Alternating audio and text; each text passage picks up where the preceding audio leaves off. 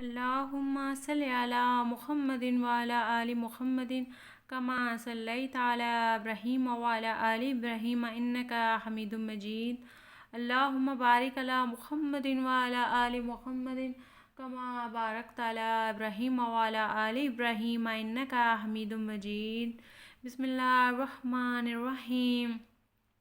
اے لوگو جو ایمان لائے ہو، صبر اور نماز سے مدد لو، اللہ صبر کرنے والوں کے ساتھ ہے۔ اور جو لوگ اللہ کی راہ میں مارے جائیں انہیں مردہ نہ کہو، ایسے لوگ تو حقیقت میں زندہ ہیں مگر تمہیں ان کی زندگی کا شعور نہیں ہوتا، اور ہم ضرور تمہیں خوف و خطر، فاقہ کشی، جان و مال کے نقصانات اور آمدنیوں کے گھاٹے میں مبتلا کر کے تمہاری آزمائش کریں گے۔ ان حالات میں جو لوگ صبر کریں گے اور جب کوئی مصیبت پڑے تو کہیں کہ ہم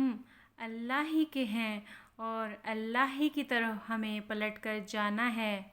انہیں خوشخبری دے دو، ان پر ان کے رب کی طرف سے بڑی عنایات ہوں گی، اس کی رحمت ان پر سایہ کرے گی، اور ایسے ہی لوگ راست و رو ہیں۔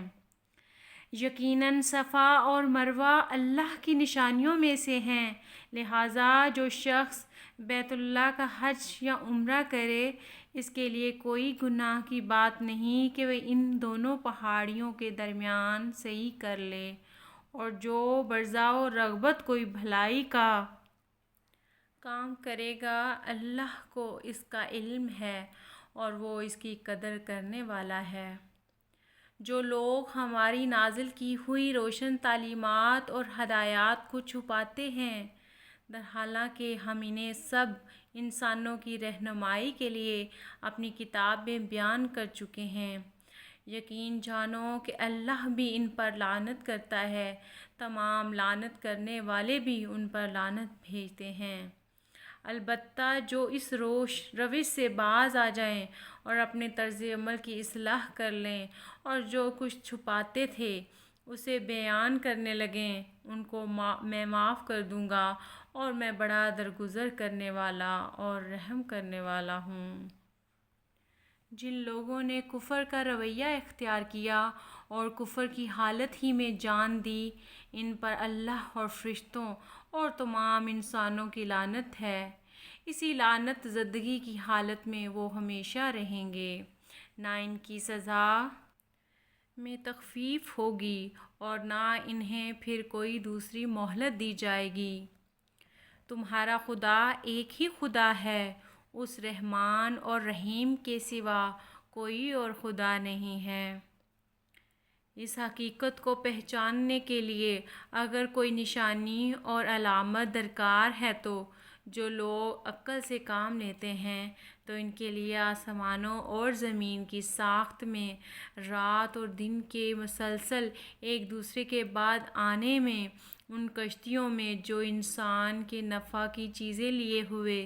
دریاؤں اور سمندروں میں چلتی پھرتی ہیں، بارش کے اس پانی میں جسے اللہ اوپر سے برساتا ہے، پھر اس کے ذریعے سے زمین کو زندگی بخشتا ہے، اور اپنے اسی انتظام کی بدولت زمین میں ہر قسم کی جاندار مخلوق کو پھیلاتا ہے، ہواؤں کی گردش میں اور ان بادلوں میں جو آسمان اور زمین کے درمیان تابع فرمان بنا کر رکھے گئے ہیں، بے شمار نشانیاں ہیں۔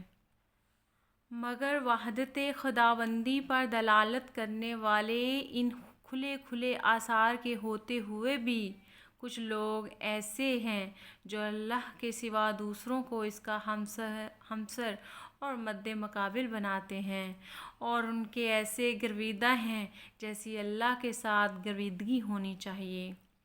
حالانکہ ایمان رکھنے والے لوگ سب سے بڑھ کر اللہ کو محبوب رکھتے ہیں۔ کاش جو کچھ عذاب کو سامنے دیکھ کر انہیں سوجنے والا ہے وہ آج ہی ان ظالموں کو سوج جائے کہ ساری طاقتیں اور سارے اختیارات اللہ ہی کے قبضے میں ہیں، اور یہ کہ اللہ سزا دینے میں بھی بہت سخت ہے۔ جب وہ سزا دے گا اس وقت کیفیت یہ ہوگی کہ وہی پیشوا اور رہنما جن کی دنیا میں پیروی کی گئی تھی اپنے پیروں سے بے تعلقی ظاہر کریں گے مگر سزا پا کر رہیں گے،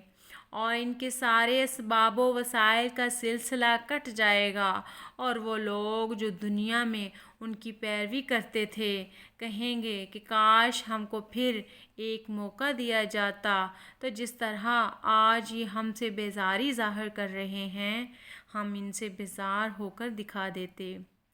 یوں اللہ ان لوگوں کے وہ اعمال جو یہ دنیا میں کر رہے ہیں ان کے سامنے اس طرح لائے گا کہ یہ حسرتوں اور پشیمانیوں کے ساتھ ہاتھ ملتے رہیں گے مگر آگ سے نکلنے کے کوئی راہ نہ پائیں گے۔ اللہم صلی علی محمد وعلی آل محمد